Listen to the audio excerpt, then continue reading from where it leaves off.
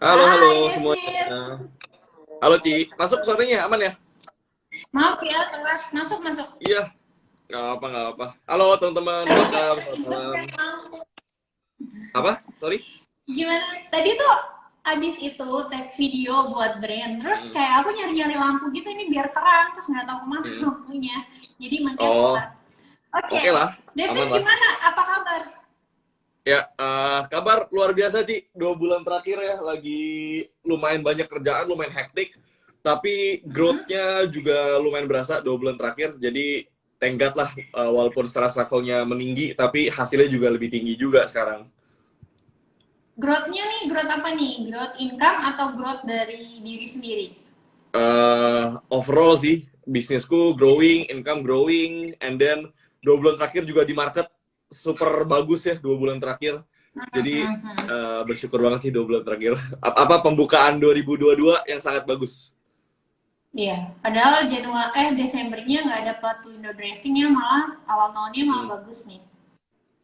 Oke, Ya, ini kamu WhatsApp ya, bentar ya. Tuh tadi dia ngomong tuh kece jambulnya kok David katanya. Ini kayaknya oh, jambul-jambul belum cukur IHSG rambut. menghijau.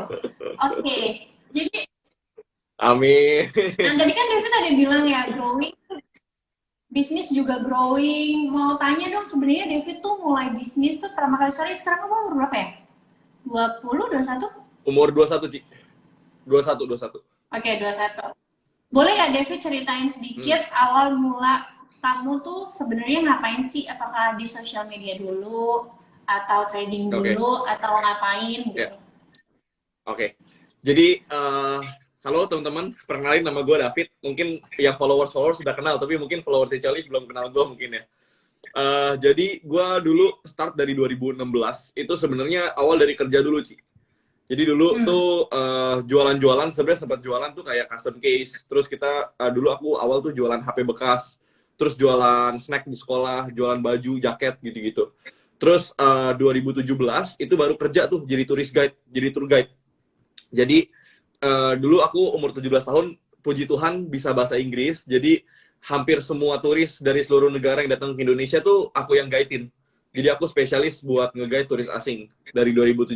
Terus gara-gara dulu sempat jadi tour guide, jadi pelajarin sistem bisnis di pariwisata. Jadi awalnya aku belajar bisnis tuh karena aku jualin paket ke orang-orang asing. Jadi dulu tuh mulai belajar marketing, mulai belajar caranya nego ke orang lain, mulai belajar caranya ngatur tim. Itu tuh awalnya dari waktu aku masih umur 17 tahun, waktu masih jualan paket tour itu. Dari situ udah kan awalnya jual beli HP ya. Jadi fun fact, waktu umurku 16 tahun itu sempat jual beli HP, terus dulu tuh sempat ketipu.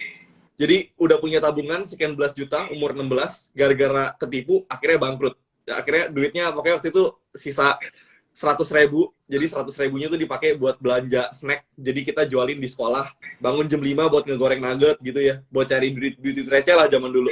Cuma mungkin dari situ mental pemenangnya tuh udah dilatih. Dari kita bangun jam 5 pagi, jam 6 udah harus OTW sekolah, jam 7 mulai sebelum masuk jual-jualin, makan siang jual-jualin kayak gitu kan.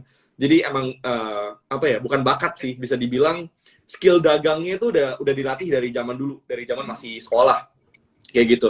Terus aku start trading dari 2017. Jadi udah sekitar 17, 18, 19, 20, 21, 22. Udah tahun ke-6 teman-teman semua. Just udah lumayan lama ya, nggak sukses secara instan kayak gitu.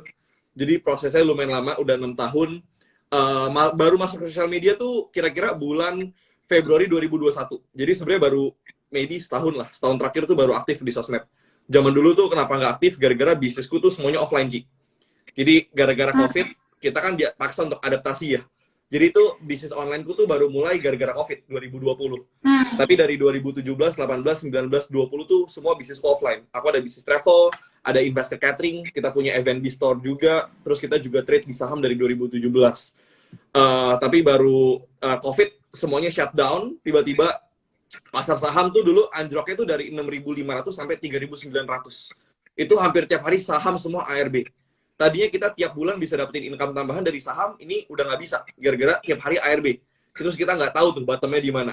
Itu kalau nggak salah bulan Februari, Maret, April Sorry, Maret. 2020 tuh kacau banget di pasar saham. And then kita punya catering, itu invoice nggak dibayar 4 bulan, itu total hampir 700-800 juta. Terus F&B kita omset turun 80%, and then bisnis travel kita shutdown gara-gara travel restrictions di semua negara kan. Jadi itu udah ibaratkan tadinya merasa anak muda sukses kan, umur dulu 19 tahun. 19 tahun, keren banget gitu ya, tiba-tiba sampai jurang. Jadi, wah tuh tiap hari selama 3 bulan guys, itu nggak bisa tidur. Jadi nggak bisa tidur, makan nggak nafsu. Tiap hari kerjanya nonton Netflix aja. Tiap hari tuh kerjanya cuma baca komik, nonton Netflix. Jadi udah nggak semangat kerja. Gara-gara udah berasa hancur banget kan. Sampai aku mikir kayak, oke deh, misalkan misalkan amit-amit beneran bangkrut, saat itu balik ke nol lagi ya. Aku mikir, ya udahlah, walaupun balik ke nol lagi, yang penting kapasitas kitanya kan. Orang yang punya kapasitas kalau balik ke nol lagi bisa balik loncat secara cepat. Tapi kalau misalkan kita menang lotre, kita nggak punya kapasitasnya, itu bakal terjun cepat juga. Jadi kayak zaman dulu udah stres banget, akhirnya aku mikir kan, sekarang udah perpindahan nih dari bisnis offline ke bisnis online. Jadi dulu aku mikir, semua bisnisku shutdown nih. Kira-kira apa yang bisa aku lakuin dan apa yang bisa aku bangun di bisnis online. Dan aku keinget, oh, aku udah trading saham dari 2017. Dan waktu itu tuh, walaupun aku belum di sosmed ya, tapi banyak temen-temen tuh yang kayak fit, ajarin dong saham. Mereka baru lihat di TikTok, mereka lihat di Instagram, mereka lihat di YouTube, kayak gitu. Jadi mereka karena kenal sama aku dan tahu kalau aku udah ngomongin saham dari lama, akhirnya mereka minta ajarin ini ke aku. Udah tuh, awalnya tuh sebenarnya iseng-iseng doang sih. Sampai-sampai kita bikin satu company yang namanya Fortis Fortuna Education. Jadi itu kayak anaknya Fortis Fortuna Capital, di mana kita provide webinar ngomongin soal keuangan, investment, trading, tapi bukan binomo ya teman-teman ya, kita pure di saham aja. Jadi kita pure bener-bener pengen ngomongin fondasi-fondasi yang bener. Keuangan kita bahas soal dana darurat, asuransi, bayar pajak, lalu mindset soal keuangan, cara kita kelola, making money, itu semua kita sharing juga. Lalu investment juga kita bahas yang legal-legal aja. Kita nggak bahas binary, robot trading, nggak. Kita bahasnya ya reksadana, obligasi, peer-to-peer, and then equity crowdfund, franchise. Trading pun kita di saham, jadi kita yang legal-legal aja. Dari situ 2020 tuh sebenarnya awal struggling juga sih, gara-gara pertama kali masuk ke dunia online gitu, kita jadi startup, itu kan harus belajar dari awal ya. Kita harus belajar customer acquisition cost artinya apa, sales funnel itu apa, acquisition channel itu bangunnya gimana, cara bikin marketing campaign gimana, storytelling lewat konten gimana. Wah, pokoknya puyeng dah zaman dulu. Jadi kalau dibilang susah banget sih awalnya ya. Nggak ngerti semuanya lah, pokoknya semua nggak ngerti. Tapi aku percaya kalau kita tuh bener-bener pengen sama suatu hal, kita tuh pasti akan nemu caranya. Nggak ada masalah yang nggak ada jalan keluarnya. Semua masalah tuh pasti bisa selesai. Kalau kita tuh pengen kita pengen nyelesain masalah itu. Jadi dari situ kita bikin Fortis Fortuna Education. Sekarang bisnis offline kita perlahan-lahan mulai recover juga. Jadi sekarang kita ada income dari bisnis offline, kita ada income dari bisnis online, kita ada income dari trading, kita ada income dari endorsement, brand deals. Jadi sekarang income streamsku puji Tuhan udah cukup banyak gara-gara dibangunnya udah cukup lama juga. Kayak gitu sih ceritanya. Poinnya dibangunnya sudah cukup lama ya. Nah itu tadi kita cerita dari David. Kita mundur dulu ke belakang waktu zaman David sekolah. David bilang pagi-pagi goreng nugget, jualan di sekolah gitu. Yang menurutku di mana mau, ini kan aku juga sering ya lihat postingannya David. Bukan postingan David aja, tapi postingan banyak orang lah gitu. Yang dimana banyak juga orang yang komen kayak, kan kayak gini karena ada privilege. I mean kayak, walaupun orang punya privilege itu nggak gampang loh untuk jualan di sekolah. Kalau misalnya nanya aku sendiri pada zaman aku sekolah, aku mau nggak jualan? Nggak mau. Kalau aku, gengsi. Nah, David, apa yang David pikirkan waktu itu? Kenapa David mau jualan di sekolah? Soalnya jadi kita throwback dulu teman-teman ya. Dulu kan aku sempat jual beli HP bekas. Terus punya duit abis dagang kan. Waktu itu tuh aku baca bukunya Koyasa Singgi. Jadi itu aku lupa judulnya. Cuma di dalam bukunya tuh ada Singgi, teman-teman. Iya, di dalam bukunya tuh ada cerita kalau Koyasa tuh stop bilang orang tuanya stop minta uang jajan. Jadi tuh nge-push dia untuk terus berbisnis kayak gitu kan. Nah, aku tuh saat itu nggak tahu kenapa juga ngelakuin hal yang sama. Jadi ngomong ke mama dulu, udah pokoknya nggak usah kasih uang jajan, pokoknya semuanya aman lah. Pokoknya kita pokoknya aku bisa cari duit sendiri lah kayak gitu. Nah, yang aku nggak tahu, aku bakal ketipu. Kan dipikir kalau kondisi baik kan bakal baik selamanya, Ci ya. Dulu tuh masih naif. Jadi masih Iya. nggak ada Kalau dana saham naik, darurat. Wah, dipikir naik terus ya. dipikir kan hidup kan naik terus gitu kan. Ternyata enggak, hidup ya naik turun, naik turun. Nah, waktu itu tuh nggak masih naif lah. Jadi duit ludes, nggak punya duit, nggak ada uang jajan, cuma punya uang 100.000. Kan pertanyaannya tinggal, gimana caranya dengan 100.000 kita bisa bertahan berbulan-bulan. Kalau kita nggak usahakan, nggak mungkin bisa. Makan sekali juga habis duitnya. Tapi aku pikir dulu, kalau kita jualan nugget, itu profitnya bisa 2 kali lipat, Ci. Jadi modal 100 bisa di 200.000. Itu enaknya jualan snack di sekolah tuh kayak gitu. Jadi zaman dulu modal 100.000, kuputer tuh tiap hari jualan. Tapi tiap hari kita makannya cuma habis 5.000, 10.000. Jadi di luar tuh cuma makan nggak jajan. Jadi makan-makan yang murah, makan Indomie kayak gitu. Pulang, beli nugget lebih banyak, kita goreng lagi. Jadi intinya dulu tuh bener-bener saking ngiritnya ya, itu udah nggak bisa menikmati lah. Dulu sempat jalan-jalan ke mall, mau beli bakmi jam aja nggak bisa. Jadi patungan sama teman. Dia makan minyak, aku makan kuahnya. Itu kan maksudnya kayak dari situ akhirnya ya nggak ada pilihan selain antara jualan atau nggak makan. Jadi aku milih ya jualan aja. Untungnya juga lumayan kok. Kayak gitu sih. Oke, jadi nawarinnya tuh pertama kali gimana? Ada rasa malu karena enggak ya? Karena udah dari awal juga udah biasa jualan gitu. Iya sih, Ci. Soalnya aku dari zaman dulu tuh diajarin gengsi tuh nggak bisa ngasih kita makan. Jadi kita mau gengsi kayak gimana pun, ya gengsi nggak bayar listrik, gengsi nggak bayarin pam rumah. Jadi gengsi nggak ngasih kita apapun. Jadi mindset itu tuh yang ngebawa aku sampai ya udahlah mau konten, mau dibilang so iye, mau dibilang so tahu, mau dibilang lu anak muda bisa apa, bodo amat. Gengsi nggak ngasih kita apa-apa. Jadi dari situ aku juga mulai pede untuk bikin ini itu sih. Oke. Berarti sebenarnya David tuh udah terbentuk udah dari lama banget ya, udah dari udah dari sekolah bahkan. Betul. Mental betul. dirinya tuh udah terbentuk lama. Karena memang pertamanya kan pasti dilatih, karena dilakuinnya juga setiap hari, konsisten. Akhirnya tanpa sadar, alam bawah sadarnya, ya pasti kayak gitu kan. Ngelakuin apa aja udah jadinya juga udah gampang. Gitu. Oke. Nah, tadi David bilang udah jualan nugget, terus selanjutnya akhirnya karena udah biasa pertama jadi tour guide, bikin travel dong, karena itu kan masih nyambung ya. Bikin travel, terus F&B, itu bikinnya sendiri atau sama teman-teman? Siapa yang menginspirasi David pada saat itu untuk terjun di bisnis tersebut? Oke, jadi kalau travel tuh sebenarnya gara-gara dulu aku tuh kerja jadi tour guide kan. Kerja jadi tour guide tuh kita yang nge-operate semuanya. Jadi kita tahu dari mana klien datang, kita tahu gimana cara dapetin klien, kita tahu duitnya tuh di mana. Misalkan cara cari toko souvenir yang ngasih kita komisi, cara cari toko wayang yang kalau turis beli wayang kita dapat komisi. Jadi basically kita punya semuanya. Kita punya database orang hotel, concierge hotel, kita kasih duit supaya mereka jualin tour kita ke orang asing. Kita punya driver, kita punya guide, kita punya everything lah basically. Jadi dengan kita paham bisnis modelnya, akhirnya kita jadi ngejalanin bisnis itu.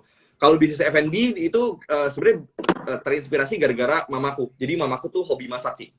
Jadi mamaku pernah bilang kalau F&B tuh bisnisnya nggak akan pernah mati. Jadi semua orang butuh makan kayak gitu kan. Satu hal yang aku lumayan sesalkan adalah betul semua orang butuh makan, tapi nggak semua bisnis F&B pasti sukses. Karena ada makanan yang setiap hari orang makan, dan ada juga makanan yang orang tuh jarang-jarang makannya. Kayak contoh, martabak. Orang nggak bisa tiap hari makan martabak. Atau misalkan donburi, atau misalkan toast, kayak gitu. Orang nggak bisa tiap hari makan toast atau donburi.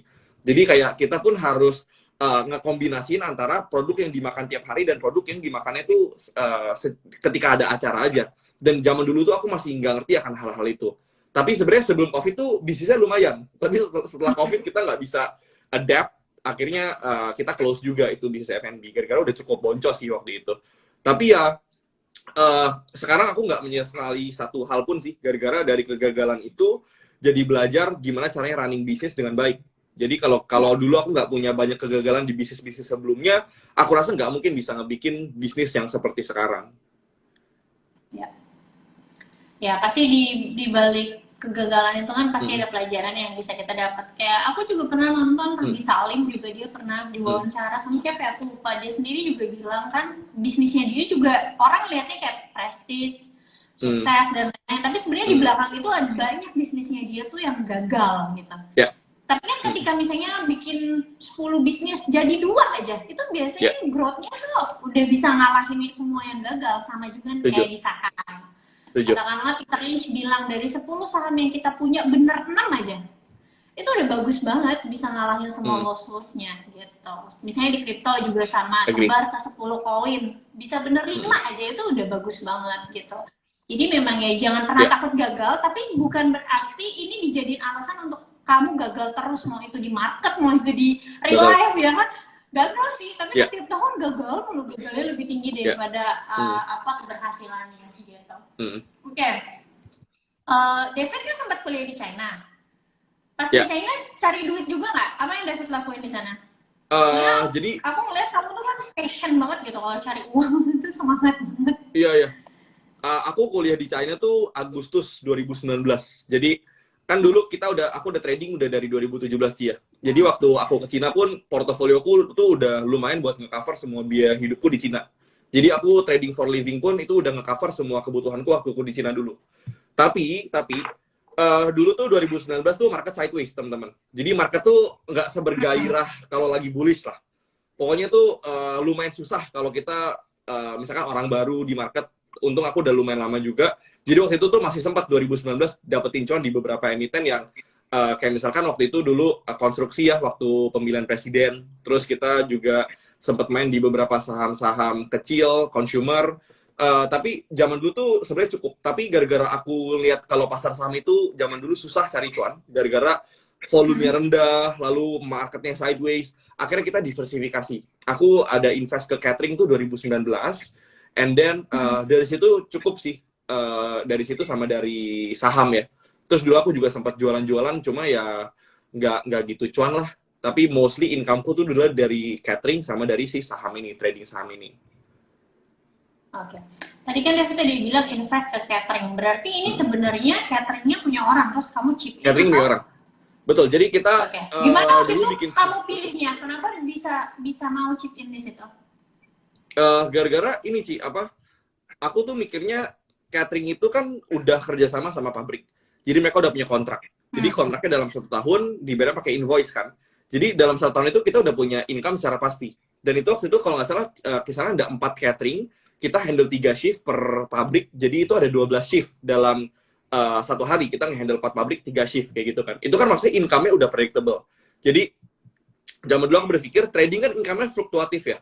Kalau market lagi bagus, income-ku bisa gede banget. Kalau market lagi jelek, ya udah kita bisa no income atau malah cut loss di bulan itu. Tapi dengan aku nge-hedging investment ke catering, aku jadi punya income secara pasti. Walaupun angkanya nggak gitu bombastis, tapi yang penting dengan investment yang aku lakukan waktu itu udah ngasih kepastian. Jadi aku bisa trading pun secara nyaman.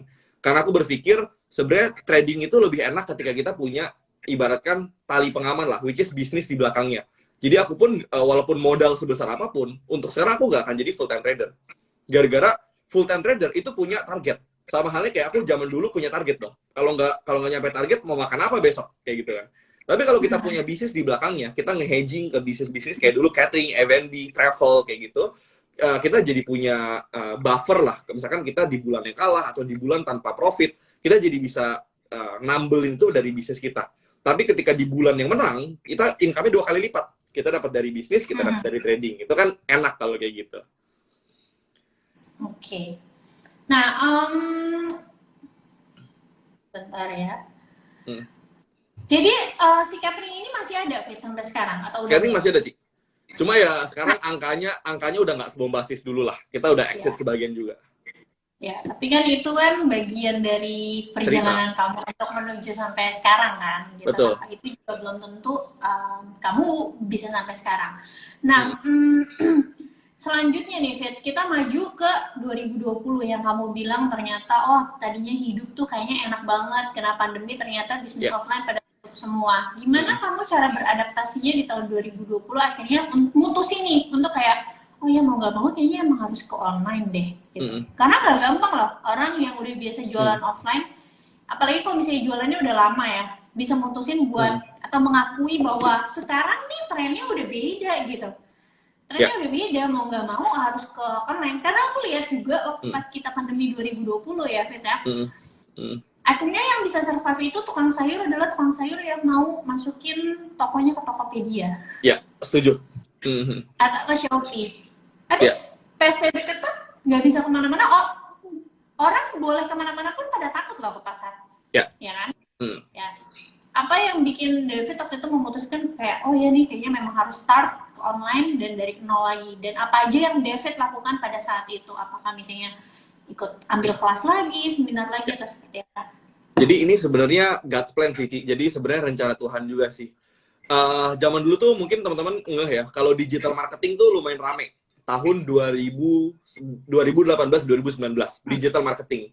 So, aku dulu sempat belajar digital marketing dari Ko Denny Santoso, mungkin teman-teman tahu juga. Tapi ilmunya nggak kepake. Gara-gara ya udah bisnisnya offline. Nggak ngerti juga cara bikin online gimana. Tiba-tiba 2020, siapa yang tahu tiba-tiba COVID datang. Untungnya, aku udah belajar digital marketing tuh dari lumayan lama.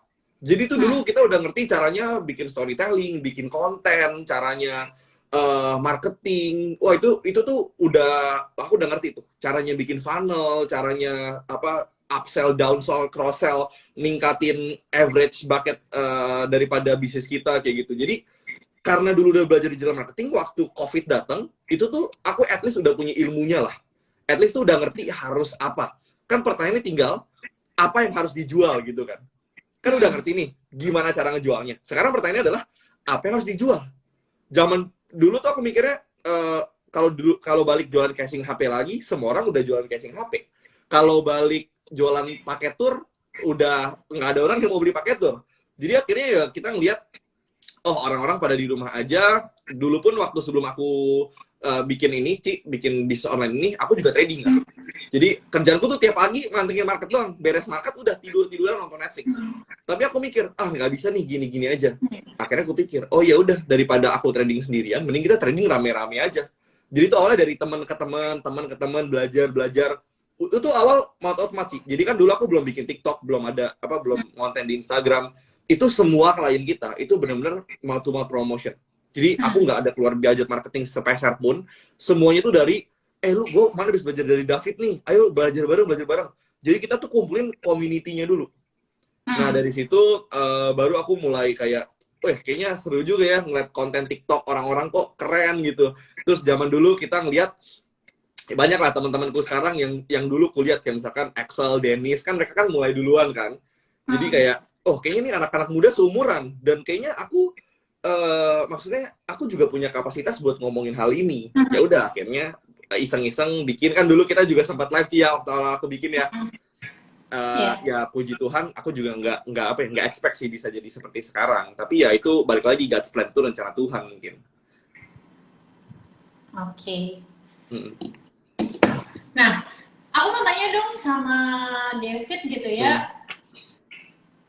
Sebenarnya kalau misalnya di sosial media kan aku ngeliat juga David salah satu orang yang cepat banget ya progresnya di TikTok.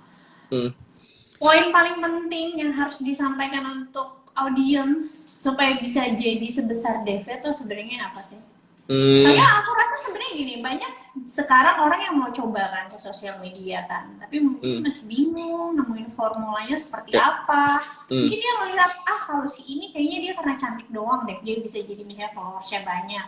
Si ini kayaknya karena dia ya udah kaya duluan, jadi ada yang dia bisa sharing gitu. Tapi kalau misalnya ya, nih aku memposisikan misalnya jadi salah satu netizen, tapi kalau gue gak punya apa-apa gitu, di rumah biasa aja, dan lain-lain, apa sih yang bisa gue tampilin supaya audiens tuh suka? Kalau ini sebenarnya aku rangkum jadi dua kata. Yang pertama konten, yang kedua konteks. Artinya apa sih konten dan konteks? Konten artinya adalah what to say. Kita mau ngomongin apa, which is kita harus ngasih value dong. Value ini nggak harus, gue udah kaya, gue cantik, atau gue tuh pinter, kayak gitu ya. Value itu sesimpel, kita habis baca artikel di Google, kita rangkum, kita ceritakan ke orang yang butuh. Itu konsep daripada sebuah konten, teman-teman. Kita misalkan aku baca nih di Google, ternyata Bill Ackman abis nge-short waktu itu dia nge-short waktu COVID, dia dapat 3,1 billion dalam sehari. Itu kan kita baca di Google. Lalu kita cari konteksnya, kita ngomong ke siapa? Orang-orang yang suka saham. Mungkin menarik nih cerita ini. Udah kita kemas jadi sebuah cerita, kita ceritakan ke mereka. Jadi sebuah konten. Jadi orang tuh kadang berpikir kejauhan, Ci. Padahal kalau mau konten, kalau mau bercerita, itu tuh ada di mana-mana. Jadi kita harus ngerti dulu tentang value apa yang bakal kita sampaikan ke mereka, which is konten. Yang kedua adalah konteks, ngomong ke siapa. Misalnya gini deh, ngomongin dana pensiun, teman-teman, itu hal yang sangat bagus loh. Gara-gara semua orang butuh dana pensiun. Kita nggak pengen ngebebanin anak jadi sandwich generation. Cuma gini, konteksnya adalah ngomongin dana pensiun ke siapa. Kalau ngomongin dana pensiun ke anak umur 19 tahun, mereka nggak peduli. Mereka tuh pedulinya jalan-jalan ke luar negeri, ajak mama, misalkan beliin mama tas Gucci, kayak gitu loh. Lalu misalkan jalan-jalan sama teman ke Bali, mereka pedulinya itu. Kecuali ngomongnya sama orang-orang yang punya anak, umur 30-an, 35, atau mungkin 27, 28, ngomongin dana pensiun, baru masuk akal. Jadi kita pun harus tahu sebenarnya market kita tuh siapa. Dan itu aku ngomong dalam segi konteks anak muda ya. Jadi aku nggak pernah ngomong ke orang umur 40 tahun, 50 tahun. Jadi dari gaya pembawaan, dari tutur bahasa, itu semuanya pakai gaya anak muda. Jadi mungkin orang-orang tua yang nonton, kok nih anak ngomongnya selengean ya, tapi itu cara anak muda ngomong, pakai gua lu, pakai bahasa-bahasa jaksel, pakai bahasa-bahasa gaul. Karena apa? We know our market siapa. Kita tahu siapa market kita. Jadi as long teman-teman ngerti what is the content and who's the context, siapa, apa yang mau diomongin dan ke siapa teman-teman pengen ngomongin, dan problem apa yang teman-teman solve dengan konten teman-teman, I believe semua orang bisa sharing something. I believe kalau teman-teman tahu apa yang gue nggak tahu, dan gue tahu apa yang teman-teman nggak tahu, jadi kita tukar-tukaran aja, kayak gitu loh. Jadi kalau mau semua orang bikin konten pun nggak ada masalah, karena kita saling belajar dari satu sama lain, kayak gitu sih, Ci. Ya. Itu tadi setuju banget tuh yang apa David bilang, harus tahu dulu nih tujuan marketnya tuh siapa gitu. Biasanya kalau misalnya kita tuh influencer tuh kita bisa lihat demografi followers kita tuh usia berapa sampai usia berapa gitu ya. Betul. Tapi kalau teman-teman yang belum punya followers mungkin kan masih bingung kan.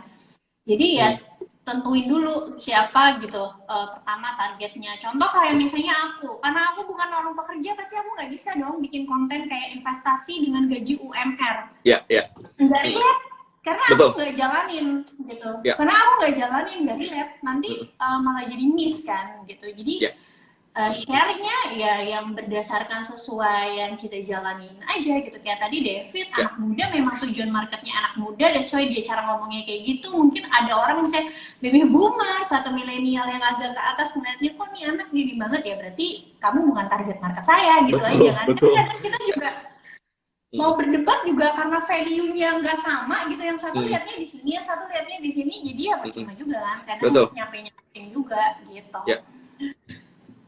Nah, tapi, ini kayaknya ada pertanyaan. Tapi ya.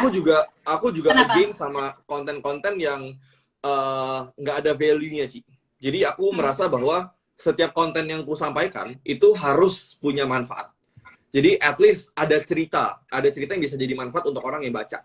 Jadi aku juga against sama konten-konten yang nggak jelas. Maksudnya kayak lempar-lempar duit, bakar-bakar duit, lalu apa beli barang-barang palsu buat flexing, itu juga aku sangat against. Makanya kalau teman-teman lihat, aku nggak ada pernah sedikit pun ngepamer-pamerin barang palsu atau hal-hal yang kayak oh lihat nih, gue punya ini, gue punya itu, nih bakar duit, ngasih duit ke pengemis dan lain-lain sebagainya.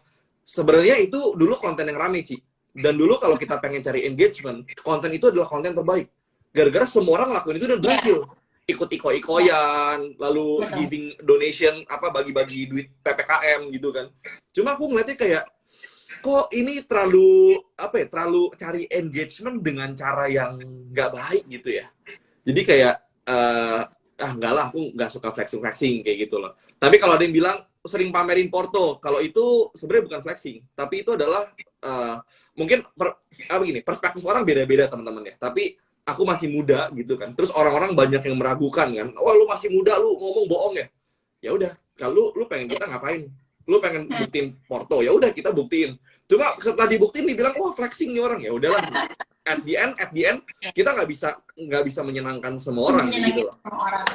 Jadi kalau aku pribadi asal tujuannya baik, ya udah. Tapi aku juga maksudnya nggak setiap saat kayak hari ini kasih makan rusa profit sekian puluh juta, kan nggak kayak gitu juga kan. Jadi kayak ya udah lebih soft aja sebenarnya. Ya. Jadi kalau aku pribadi sebenarnya kalau aku sih nggak against sama konten-konten kayak gitu, karena setiap tergantung tujuannya ya. Ada orang yang misalnya konten, salah satu misalnya pengusaha kosmetik gitu ya, yang dia selalu misalnya disabilitas merek H ditunjukin, itu kan bagian dari branding karena mungkin sistem bisnisnya harus cari reseller lagi gitu kan. Jadi mungkin untuk memacu it's okay, tapi sometimes kalau terlalu sering gitu ya, boleh nggak sih kita ngomongin pencapaian? Boleh, tapi kalau terlalu sering takutnya jadi penonton kita mulai termotivasi jadi demotivasi gitu. Sometimes kan kita sebagai influencer, apalagi contohnya ya kayak kasus yang belakangan ini rame, afiliator. Sebenarnya afiliasi itu salah nggak sih? Nggak salah kok. Nggak salah Orang kok. jualan ada afiliasi yang dari barang-barang Shopee dan lain-lain. Tapi kan ini yang kita permasalahin adalah sistemnya sebenarnya kan. Jadi apa ya, karena yang belakangan ini itu juga jadi bikin aku kayak berpikir kayak sebenarnya kita tuh sebagai influencer punya tanggung jawab juga untuk menjaga mental health para followers kita gitu.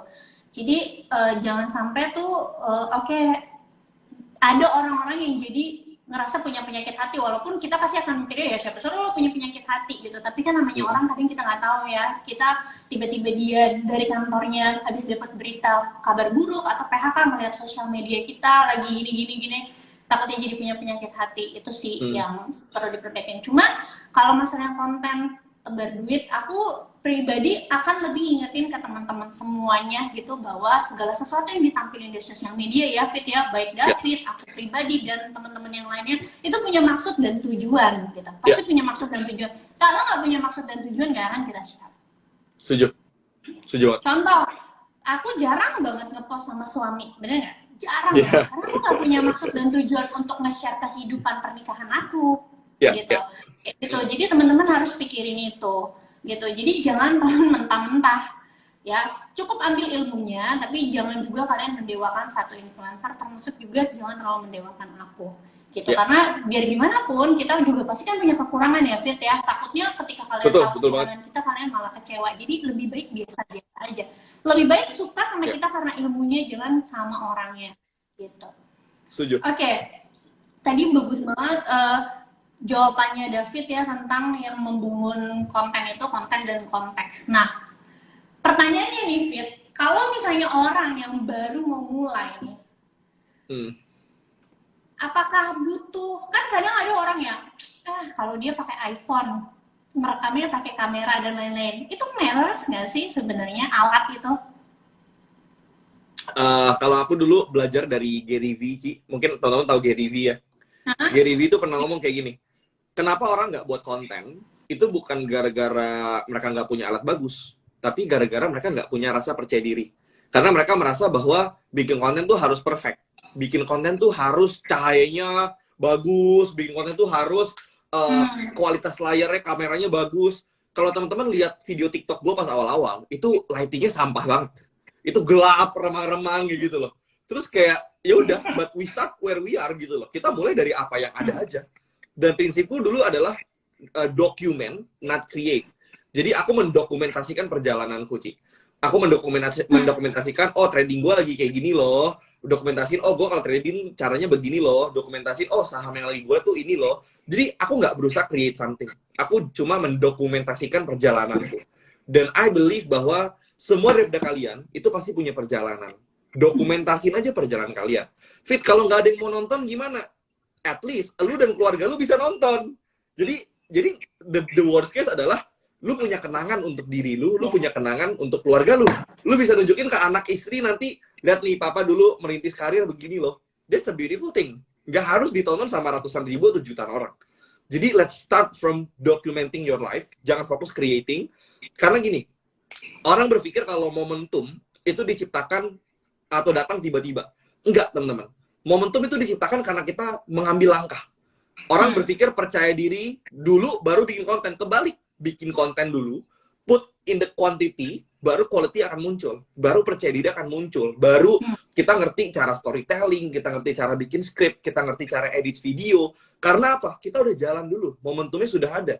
Kalau lu nggak jalan, nggak akan ada momentum. Lu nggak akan bisa maju. Lu nggak akan bisa sukses kalau lu nggak jalan dulu. Jadi start documenting your life. Gitu sih. Itu aku jadi inget tuh, tadi gara-gara David cerita, aku jadi inget Hmm. Fit pas yang 2020 juga pas pertama Cici bikin video, ya kan masih ada tuh di Hmm. Instagram di bawah-bawah. Ya, ya, ya. Itu kalau nonton ulang tuh ya ampun, dulu gue ngomong, maksudnya gimana sih, terbata-bata gitu kan, beda sama sekarang guys, kalian bisa lihat deh.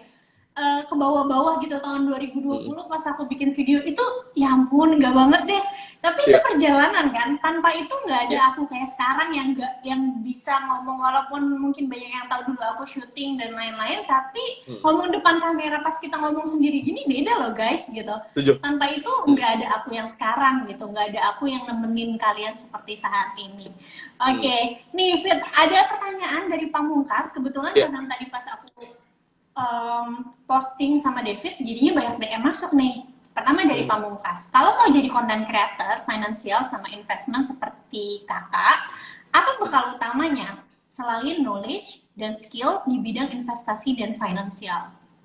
Oke. Sebenarnya basicnya tuh gini teman-teman. Aku percaya kalau finansial, kalau ngomongin soal uang gitu ya, walaupun ada yang tersertifikasi, tapi uang itu lebih ke life skills. Uang itu bukan Iya. teoritis. Uang itu ngomongin soal emosional. Jadi kalau ngomongin soal uang tuh lebih ngomongin soal pengalaman kita soal uang itu. Jadi misalkan kalian pengen jadi financial atau investment, teman-teman mungkin udah belajar atau baca banyak artikel, misalkan artikel Ramit Sethi, Morgan Housel, atau siapapun yang teman-teman baca di luar negeri misalkan, and then teman-teman lihat, oh di Indonesia ternyata nggak banyak ya yang maksudnya yang ngerti soal ini ya, kayak gitu kan. Tapi kita udah pelajarin duluan, misalkan dari konten luar negeri. It's okay kok untuk sharing. It's okay kok ketika teman-teman nggak punya gelar sederet, teman-teman nggak punya pengalaman. Tapi kalau teman-teman punya sesuatu yang layak dibagikan, just share teman-teman. Karena gini, mindsetnya adalah jangan berpikir bahwa orang yang akan nonton kalian itu udah tahu tentang konten kalian. Bisa jadi itu orang nggak ngerti dana darurat itu apa. Bisa jadi tuh orang nggak ngerti gimana caranya pilih asuransi yang benar. Bisa jadi orang tuh nggak ngerti, misalkan gimana caranya buat cari penghasilan tambahan. Makanya mereka cari konten gitu loh. Dan hal-hal kayak gitu yang bisa kalian put in the social media, in the Instagram, in TikTok kayak gitu ya. Jadi sesimpel kayak teman-teman ngomong, tahu nggak sih cara Lee Ka-shing atur duit? Itu konten. Lu nggak butuh punya pengalaman, tinggal buka di Google kayak gitu loh. Atau misalkan ini cara Ray Dalio nyusun all weather portfolio kayak gitu kan. Cara bikin portofolio yang tahan segala musim ala Ray Dalio. Apa CEO Bridgewater Hedge Fund kayak gitu. Itu kan ada di Google gitu loh. Jadi teman-teman tuh bisa cari dari orang lain kah, Warren Buffett ngomong apa, ilmunya Charlie Munger seperti apa, Peter Lee seperti apa, teman-teman rangkum, teman-teman jadikan sebuah konten. Jadi nggak harus teman-teman punya gelar atau pengalaman yang bejibun. Jadi yang penting research, cari value apa yang kalian bisa share, udah selesai. Fokusnya berbuat baik aja lah pokoknya kayak gitu. Itu juga Gitu sih. sama, kalau misalnya nggak cuma keuangan, sama tentang investasi saham. Nggak semua orang yang sukses di saham itu, nggak semuanya itu akuntan hebat gitu.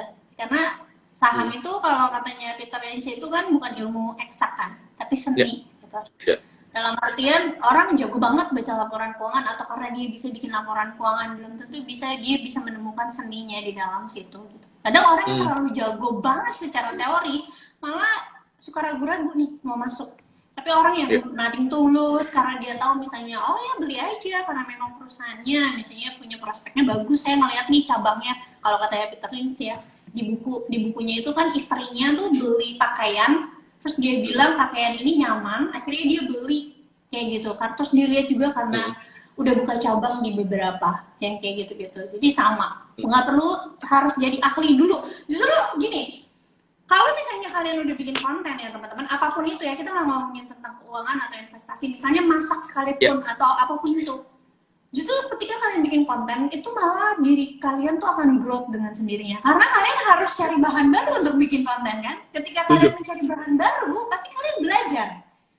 Contoh misalnya teman-teman di sini nih, ibu-ibu muda yang kayak aku yang bisa masak gitu, oke kalian bikin konten masak, tapi kan pasti akan ada satu titik yang kalian kayak udah mentok bahan resep masakan yang kalian bisa tuh udah mentok, akhirnya kalian harus jadinya belajar, misalnya lihat YouTube cara buat masakan Jepang, terus kalian bikin lagi gitu, kalian recreate lagi kayak gitu kan. Sebenarnya selain kalian memberikan edukasi ke penonton kalian, tapi kalian juga mengedukasi diri kalian sendiri gitu. Dengan sendirinya kalian tuh setiap detiknya itu, setiap harinya kalian tuh ikutan growth gitu. Oke. Lanjut ya. Oke. Ini pertanyaannya dari Daud. Oke. Gimana caranya? Aku mau nanya dong, David selama 1 tahun ini jadi influencer, ngerasain nggak sih duitnya tuh gede? Susah jujur, jawabnya sih ya, gara-gara aku nggak nanya nominal ya, tapi jujur. Kalau duit dari konten doang atau gimana nih, Ci? Ya dari dealing brand ambassador dan lain-lain. Tuh beres nggak gitu gede sih, kalau menurutku ya. Sebenarnya tergantung, konteks gede kecil itu seberapa. Kalau menurutku sekarang, kayak kalau misalnya kamu nggak punya bisnis lain nih. Oh, gede, Ci. Lumayan. Gede ya? Okay. Lumayan. At least sebulan angkanya puluhan lah.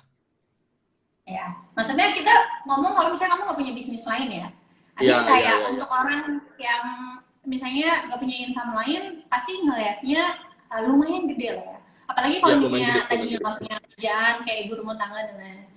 Nah, ini ada yang nanya, kalau misalnya pengen punya red card nih, menurut David sendiri, apa yang membuat David pede memberikan red card David ke brand segini loh? Itu satu. Oke. Apa kalau aku standarnya bikin red card seperti gini, teman-teman. Kita harus paham soal engagement rate ya. Sebagai influencer tuh kita harus ngerti seberapa engage followers kita. Karena gini, misalkan followers IG ku 37.500, teman-teman ya. Tapi engagement rate kita tinggi banget. Storyku tuh yang nonton bisa ada 13.000, 14.000 orang yang lihat story. Sedangkan bisa jadi ada orang dengan followers 123.000 yang nonton story dia cuma 6.000, 7.000. Perbedaan di mana? Di engagement rate. Aku followers nggak gitu banyak, tapi sekali bikin konten, at least kontennya minimal 30.000, 40.000 views di Reels kayak gitu. Itu gara-gara engagement rate tinggi. Jadi kita nggak selalu orang dengan followers banyak, rate card-nya bisa lebih mahal dari kita. Gara-gara rate card itu termasuk yang pertama, harga per jam kalian berapa. Kalau kalian punya bisnis, dan bisnis kalian tuh super sibuk, dan kalau kalian bisa ngerjain hal lain di bisnis yang jauh lebih menguntungkan daripada konten, kenapa harus kasih harga murah buat konten? TikTokku bukan yang paling banyak followers, tapi red card TikTokku juga nggak murah, teman-teman. Gara-gara aku prinsipnya adalah harga 1 jam kita berapa, kan bikin konten gak gampang sih ya. Kita bikin skrip, kita revisi, kita shoot, kita edit, dari pre-production, post-production, itu melelahkan loh, teman-teman. Bisa jadi gara-gara bikin konten, kalian gak ngerjain bisnis kalian. Gak gampang lah. Gak gampang. Bikin konsep, storytelling, soft selling, dan lain sebagainya. Susah, teman-teman. Dan itu yang mahal. Brand itu membayar tentang result. Jadi, brand itu membayar gimana cara kita ngemas cerita, pengalaman kita, kredibilitas kita, engagement rate. Itu teman-teman harus hitung juga dalam red card kalian. Mungkin ketika awal-awal, ya nggak usah mahal-mahal lah, teman-teman. Namanya juga tes ombak. Tapi lama-kelamaan nanti kalian akan tahu bahwa kapan waktunya naikin red card. Jadi aku pun sekarang red card udah nggak semurah zaman dulu, padahal followersnya nggak beda jauh. Kenapa kayak gitu? Gara-gara kredibilitas kita pun kan meningkat. Nama kita, brand kita kan meningkat. Itu intangible value yang teman-teman juga bisa masukin ke dalam red card-nya. Karena red card itu kan mirip seperti valuation ya. Ada kualitatif, ada kuantitatif. Kualitatif tuh ada engagement rate, ada jumlah followers. Tapi kualitatif di belakangnya juga ngomongin soal kredibilitas. Teman-teman walk the talk atau enggak. Brand image teman-teman seperti apa. Jadi teman-teman gabungin itu jadi red card. Gitu sih, Ci, kalau aku. Nice jawabannya. Jadi kalau misalnya ada brand nih datang ke kamu terus nawar, ya kan kita brand gede nih Fit, sekalian buat exposure kamu juga. Kamu gimana? Tergantung sih risk and reward-nya ya. Jadi kalau aku emang punya banyak waktu dan tawarannya menggiurkan, nah it's okay. Tapi misalkan lagi bener-bener padat banget jadwal, tawarannya juga negonya nego setengah mati, terus juga nggak terlalu ngasih impact ke aku sih, biasa aku tolak sih. Oke. Gitu. Nah, ini pertanyaan selanjutnya dari Daud adalah, tapi aku juga mau nambahin sih, kalau aku juga tipikalnya take it or leave it sih. Jadi aku biasanya kayak udah ngerti, kalau nggak cocok ya udah nggak apa-apa, silakan cari orang lain. Sama. Kayak, nih lagi mau bangun, kalau lagi mau bangun personal branding apa yang harus diperhatikan? Nih tadi nyambung pertanyaannya. Oke. Sebenarnya gini teman-teman, personal branding itu artinya adalah teman-teman tuh pengen dilihat seperti dan sebagai apa. Jadi teman-teman tuh personal branding tuh kebanyakan orang ngasal sih. Yang penting gue terkenal, nggak bisa teman-teman, nggak bisa yang penting terkenal. Karena kalau yang penting teman-teman terkenal, bisa dong terkenal akan hal-hal buruk kan kita nggak mau. Jadi kalau di brand teman-teman tuh harus punya ada yang namanya brand archetype. Jadi kayak itu adalah teman-teman pengen dikenal sebagai apa. Jadi setelah teman-teman menentukan teman-teman pengen dikenal sebagai apa, teman-teman bikin konten ke arah situ. Itu cara nge-build personal branding. Jadi jangan sampai gue tuh pengen dilihat orang tuh sebagai orang yang respectable, sebagai orang yang suaranya layak didengar, tapi konten kalian konten-konten prank. Konten kalian konten-konten sampah, konten-konten halu. Itu kan bakal ini ya, bakal dihujat sama publik ya. Jadi nggak bisa image sebagai orang yang respectable. Kalau teman-teman pengen dikenal sebagai orang yang di-respect, orang yang didengar suaranya, dan act like it, bertindaklah seperti orang itu. Teman-teman bikin konten yang punya value, teman-teman bikin konten yang berwibawa, yang punya karisma, kayak gitu. And then ketika teman-teman, misalkan udah tahu nih, oh gue pengen jadi orang yang di-respect, misalkan trader yang di-respect, ya udah teman-teman ngomongin soal trading. Jangan ngomongin soal hal-hal yang melenceng. Well, sesekali boleh lah. Aku pun kadang ngomongin ini ya, ngomongin personal life ya. Jadi kayak, oh lagi jalan-jalan nih ke peak kayak gitu. Cuma ya jangan semua kontennya jalan-jalan ke peak. Jadi tetap harus di core kontennya kita kayak gitu sih. Tetap ada sisi manusiawinya, tapi ya jangan terlalu sering juga gitu. Iya, setuju. Tetap kan kadang tuh followers kita tuh pengen dong ngelihat kita kayak ini ngapain sih gitu ya kan. Sometimes kayak aku juga termasuk orang yang jarang ngepost kalau misalnya aku pergi kemana-kemana kan. Kadang-kadang banget sampai ada yang kayak nanya sama aku kayak Ciolif tuh nggak pernah kayaknya di sosial media doang ya, maksudnya kerja doang ya, nggak pernah kayak liburan atau ngapain liburan guys. Tapi I mean kayak percuma aku kadang share kayak gitu ya, yang view tuh dikit loh malahan. Kayak orang tuh lebih nungguin dia mungkin aku apa namanya bahas saham dan lain-lain. Oke, tadi aku ingat David ada ngomong sekali David bikin IG story yang nonton 13.000 gitu kan. Nah, aku juga melihat David ini, aku sih jarang sebenarnya buka IG story orang, tapi adalah beberapa. Mungkin di sini banyak teman-teman yang dari tadi pada komen banyak tulisan-tulisan David juga yang cukup kontroversial gitu ya. Apakah ini memang bagian dari marketing untuk supaya narik engagement orang baca story kamu di share atau enggak? Sebenarnya memang kamu apa adanya ya kayak gitu, tidak bermaksud menyinggung siapa-siapa atau tidak bermaksud gimana gitu ya, memang kamu apa adanya kayak gitu. Sebenarnya nggak ada maksud lain sih Ci, karena aku tuh gini, aku memperlakukan sosmed itu sebagai curahan hati. Jadi aku lagi mikir nih, tadi aku lagi mikir soal robot trading 1% sehari. Aku lumayan lama berpikir akan hal ini, dan aku mikir kayak kalau dulu gue jualan robot trading teman-teman, gue tuh udah jauh lebih kaya daripada hari ini. Udah pastilah, karena ya oke lah, kita tanpa menyinggung siapapun, kita tahu kalau jualan barang yang nggak bener itu pasti cepat untungnya. Contoh, aku jualan robot Fahrenheit yang baru-baru ini kena margin call, lalu ownernya kabur, ternyata terbukti scam. Itu kan produk yang nggak bener, gampang dijualnya. Karena apa? Itu ngomongin soal jual mimpi, ngemanfaatin kerakusan daripada orang lain. Karena aku ngelihat banyak orang yang kena, aku ngeliat banyak orang ngechat aku, Fit, gue kena ini, kena itu. Aku jadi gondok sih. Jadi karena itu curahan hatiku, ya udah ini platformku, gue bebas ngomongin segala apapun. Mau orang itu tersindir atau tersinggung apapun, ya udah, itu my perspective, ini my opinion. Kita nggak sebut nama, kita nggak sebut merek, kita nggak sebut brand, kita cuma sebut konsepnya. Yang kuserang itu konsepnya, Ci, bukan orangnya. So, ngomongin afiliator, my friend juga afiliator, Ci.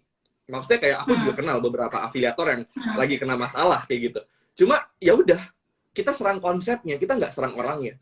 Aku nggak sebut si A, si B, si C gitu ya. Tapi afiliator binary salah. Jualan robot trading jual mimpi itu salah. Jualan produk-produk yang udah tahu ujungnya pasti scam dan ponzi itu salah. Kita hajar konsepnya, kayak gitu sih. Ya, lebih ke sistemnya ya, bukan secara personalnya. Enggak. Kadang memang kayak di sosial media tuh beda pendapat, nggak usah kayak gitu ya. Cara lihat saham beda pendapat aja, yang satu pakai fundamental, yang satu pakai teknikal aja. Berantem. Beda pendapat tuh suka yang baper tuh netizen sendiri gitu. Padahal yang nulis ya, yang punya pandangan berbeda tuh saling kenal, pernah ketemu di sebuah acara, nggak kenapa-napa. Tapi yang panas, yang adu-aduin sendiri tuh netizen. Oh Ya. sini ngomong gini, sini ngomong begini, padahal enggak. Ya namanya orang lihat saham ya, terserah gitu. Kayak misalnya ada orang lihat saham lo net TV nggak bagus lah gini-gini, ya nggak apa-apa juga gitu. Ya. Kalau aku beli ya ngapain juga aku terganggu, orang itu belum tentu nyerang aku kok gitu Ya. kan. Ya. Ya. Gitu. Cuma netizennya aja yang suka kayak kepanasan. Nah, berarti ini sekalian meluruskan untuk tadi juga banyak yang komentar tentang 1%. Jadi aku sepertinya tahu maksudnya David adalah 1% di sini adalah robot trading kan, Fit? Iya. Iya, Betul. iya. Jadi yang dimaksud di sini robot trading teman-teman, bukan metode 1% yang lainnya gitu. Jadi semoga teman-teman nggak salah tanggap, karena aku sempat lihat kok tadi story-nya di bagian bawah jelas tertulis leader nanti kabur cuci tangan. Jadi aku sudah tahu itu pasti maksudnya untuk robot trading, bukan untuk yang lain. Iya. Oke. Itu sebenarnya Kita ngomongin jawab Ponzi pertanyaan. scheme. Iya. Nah, itu sekalian ada yang nanya tuh, kalau MLM gimana gitu katanya. Oh gini, sebenarnya MLM sama Ponzi itu jauh beda teman-teman. MLM itu sistem marketing, namanya multi level marketing. Contoh, aku Nah, punya ini Aqua banyak nih, yang mungkin salah aku nggak kaprah mau ya. jualin sendiri. Iya, jadi jangan salah kaprah. MLM tuh ada barangnya, ada produknya. Produknya real, bisa dipakai, ada manfaatnya. Ponzi itu nggak ada produknya. Kalaupun ada, itu produk halu, produk bohongan teman-teman. Itu ibaratkan aku jual Aqua, dikemas dengan robot, di mana kalau Aqua ini bisa ngejualin dirinya sendiri, teman-teman dapat keuntungan 10% sebulan. Padahal nggak bisa kayak gitu loh. Ini cuma produkku kemas kayak gitu. Ya udah Ponzi aja. Aku dapat duit, kan kita butuh ngasih dia komisi. Dia ngajak orang, kita dapat duit lebih banyak. Kasih aja komisi sekian persen. Duitnya kan ujungnya masuk ke kita. Putar aja terus sampai terbukti scam. Kayak gitu. Itu yang salah teman-teman semua.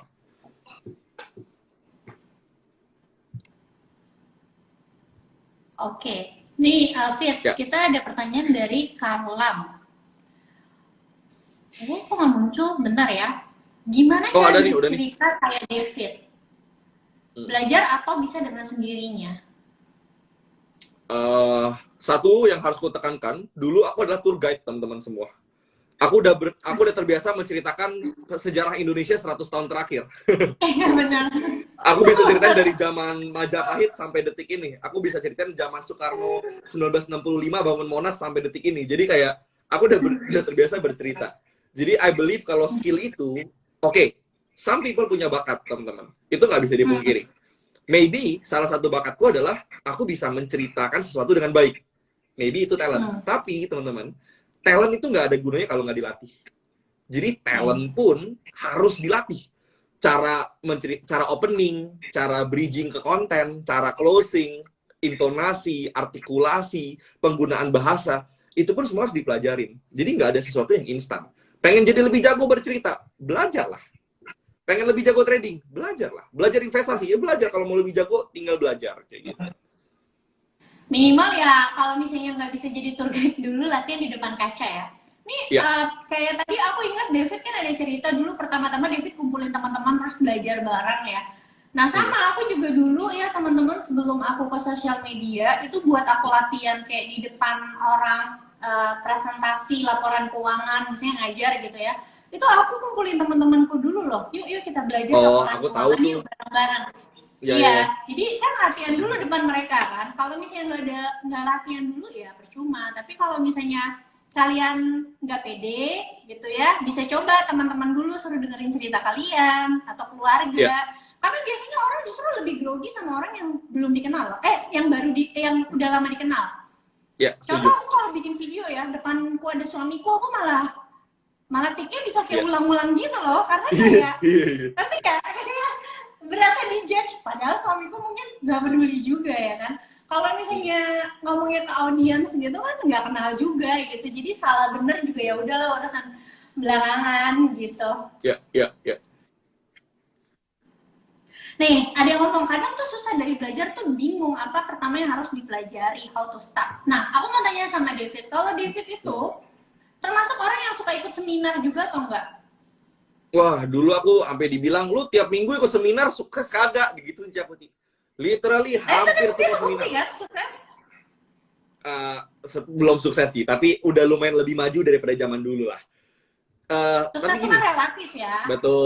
betul. Jadi dari zaman dulu sih, aku ikut seminar tuh bukan cuma saham. Well, hampir semua seminar saham yang ada di Jakarta aku ikutin. Tapi Contoh, ya selain banyak saham, lah. contoh apa? Ada beberapa lah. Tapi aku bukan cuma belajar saham, aku belajar caranya human resource loh. Aku belajar caranya legal loh. Aku ngerti loh, mana hukum pidana, mana perdata, gimana eksekusinya di pengadilan niaga dan lain sebagainya. Aku belajar soal accounting tax loh. Aku belajar soal selling, marketing, digital marketing, branding, secara khusus gitu ya, secara spesifik. Aku belajar. Jadi caranya curating brand, caranya kita market research, caranya kita nyusun content planning, content calendar, dan semua itu aku belajar sih. Jadi itu tuh nggak tiba-tiba followers banyak tuh nggak tiba-tiba. Jadi semuanya tuh ada strateginya. Aku ngerti konten mana yang bisa nge-convert jadi followers. Aku ngerti konten mana yang mungkin rame gitu. Ya tapi reach-nya rame kayak gitu. Jadi kita tuh punya konten-konten yang ada yang winning, ada yang kita sengaja taruh itu sebagai filler. Jadi semua tuh udah direncanakan teman-teman. Dan aku orangnya sangat suka belajar. Buku, seminar, traktir orang, hampir tiap hari pasti udah lakuin. Sampai detik ini. Oke. Kayak gitu sih. Nah, pertanyaan selanjutnya adalah kalau menurut David sendiri, perlu nggak sih sebenarnya kita tuh kalau belajar sampai mengeluarkan duit, katakanlah misalnya sampai ikut seminar berbayar? Dulu umurku 20 tahun, kayak aku udah keluar hampir ratusan juta buat belajar. Padahal, apakah waktu itu udah ada hasilnya? Ada, cuma nggak besar, teman-teman. Tapi gini loh, sekarang pun aku ikut kelas nggak yang murah, Ci. Jadi ikutnya yang deposit 150 juta, ikut yang depositnya 200 juta. Jadi emang sengaja hajar yang mahal-mahal. Kenapa lu sampai belajar ratusan juta, Fit? Karena gini, ketika kita ikut yang mahal, networknya beda. Orang-orang dengan network 10M ke atas, itu obrolan udah beda, teman-teman. Obrolan tuh udah bukan kayak, gimana cara bikin bisnis A, bikin bisnis B, tapi gimana cara gue scale up, gimana cara kita benerin supply chain, gimana cara kita ngemaksimalin funnel kita, gimana cara kita buat bikin ekosistem. Jadi obrolan udah beda banget. Nah, teman-teman nggak harus ikut yang mahal di awal. Tapi teman-teman bisa belajar dulu dari yang murah-murah, tapi gini, kenapa harus keluarin duit supaya kita berkomitmen? Karena aku dulu spend duit nih ya, ikut satu seminar teman-teman, harganya cukup mahal, sekian belas juta. Mau kencing aja nggak bisa teman-teman, karena mau kencingnya itu, aduh, ntar kelewat nih, gue mau dengerin nih, tahan kencing sampai istirahat, baru kita kencing. Gara-gara apa? Kemahalan. Logiknya gini, kita udah bayar mahal, masa nggak dipraktekin? Gue pengen balik modal. Karena semangat kita pengen balikin modal, itulah yang ngebikin kita jadi action. Itulah kenapa aku bilang, gue sama sekali orang yang nggak masalah keluar duit berapapun buat belajar. Sampai detik ini ya, Ci ya? Sampai detik ini loh. Kayak gitu sih. Aku juga sama, Fit. Aku juga kalau ada income ya, income-nya aku hasilin sendiri. Kalau dulu kan suami yang bayarin ya. Kebetulan memang kalau orang tuh ngomong, Olive mah privilege dari suaminya. Dia modalin, oh ya aku bersyukur ya. Baguslah aku bisa dapet suami kayak sekarang kan. Gitu. Tapi berikutnya ketika aku sudah menghasilkan sendiri, aku sisihin setiap bulan sekian, misalnya untuk aku ambil seminar gitu. Masih sampai sekarang karena memang kita sekarang bisa banyak ya belajar dari YouTube dan lain-lain, tapi pasti rasanya beda deh sama seminar berbayar itu. Tapi biasanya memang dipilih ya orangnya memang yang benar-benar kita mau ikutin, nggak beli kucing dalam karung juga. Gitu. Betul. Ntar aku juga pengen itu tuh lihat yang Pak Joel itu belajar fundamental ya. Sama Kenapa? Pak Joel itu. Pengen ikut juga nanti. Gak usah ikut, nanti aku kasih tiketnya. Oh gitu, waduh, thank you. Thank you. Gak usah ikut. Aku tuh sebenarnya tahun lalu pengen undang kamu, tapi aku pikirnya waktu itu tahun lalu aku undangnya siapa ya waktu itu? Lupa aku, pokoknya kamu sempat DM kan, komen. Terus aku bilang, aduh Fit, aku kalau ngundang kamu kayak akunya yang malu gitu. Maksudnya ngundang kamu untuk mau nggak ikut kelasnya Pak Jul gitu. Tapi karena kamu udah ngomong kayak gitu, nggak apa-apa, nanti aku kasih tiket. Nanti kita WhatsApp-an aja. Oke, Fit, ini tuh udah jam 9 lewat. Dan obrolannya tuh seru banget. Kamu tuh banyak banget. Aku pengen tanya sama kamu yang mungkin ini bisa jadi masukan untuk teman-teman semua ya. Seberapa penting networking untuk growth kamu? Networking ya? Networking ini sebenarnya sangat penting. Kenapa? Gara-gara networking yang aku lakuin tuh bukan cuma yang aku tunjukin di sosmed, teman-teman. Hmm. Jadi networking di sosmed tuh sangat-sangat sebagian kecil. Jadi networking di belakang tuh kita ketemu orang venture capital, ketemu orang private equity, ketemu orang asset management, ketemu orang sekuritas dan lain sebagainya. Itu kan nggak ku-push ke sosmed. Lalu kita ketemu pemain-pemain besar, itu kan nggak perlu di-push ke sosmed kayak gitu ya. Yeah. Tapi misalkan aku ketemu nih orang punya pabrik skincare kayak gitu ya, dia maklumin orang. Kita kan sharing-sharing nih, gimana cara dia running bisnis, cara ngurus supply, distribution, lalu marketingnya seperti apa, managing produk seperti apa. Dari cara mereka itu aku juga belajar banyak. Jadi seberapa penting networking? Sangat penting. Tapi gini, networking bukan berarti kita panjat sosial, teman-teman ya. Jadi network itu sebenarnya lebih ke kita pengen bangun relationship, kita pengen bangun hubungan. Aku pun ketika misalkan connect nih ke siapa kayak gitu ya, misalkan ya ke teman-teman influencer misalkan, ya udah kita tuh ketemuan tuh kadang sih ya suka datang tuh cuma makan bakmi, kalau nggak main FIFA, kalau nggak cuma nongkrong di balkon ngobrol-ngobrol, dan itu nggak ada kita post ke sosmed.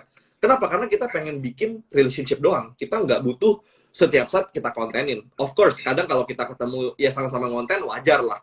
Tapi kalau kadang-kadang kita pengen bikin hubungan sebagai teman, ya udah sebagai teman aja. Aku nggak ada yang ngelakuin yang namanya transaksional ya. Jadi kayak gue cuma pengen temenan kalau dia ngasih gue duit. Nggak, sama sekali nggak, teman-teman. Gue pengen temenan karena gue pengen bikin temen. Gue pengen temenan karena gue pengen membangun hubungan baik. Jadi bangunlah hubungan baik sama semua orang. Karena satu musuh terlalu banyak, 1000 teman terlalu sedikit. Itu prinsipku sih. Iya. Nah, ini mungkin ada yang nanya, gimana tapi how to start-nya bisa mulai dapat networking? Misalnya nih, aku mewakili netizen lagi ya, misalnya netizen mayoritas gitu. Mungkin posisi mereka beda sama posisi kita gitu kan.